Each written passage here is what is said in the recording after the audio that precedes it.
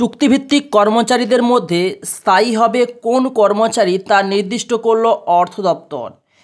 দৈনিক মজুরি চুক্তির ভিত্তিতে নিযুক্ত সহ কয়েক ধরনের কর্মীদের মধ্যে কারা স্থায়ী কর্মী হতে পারেন তা অর্থ দপ্তর নির্দিষ্ট করে দিল এবং তাদের বেতন কিন্তু এইচআরএমএস মাধ্যমে হবে, অর্থাৎ হিউম্যান রিসোর্স ম্যানেজমেন্ট সিস্টেমের মাধ্যমে প্রতি মাসে বেতন দেওয়া হবে।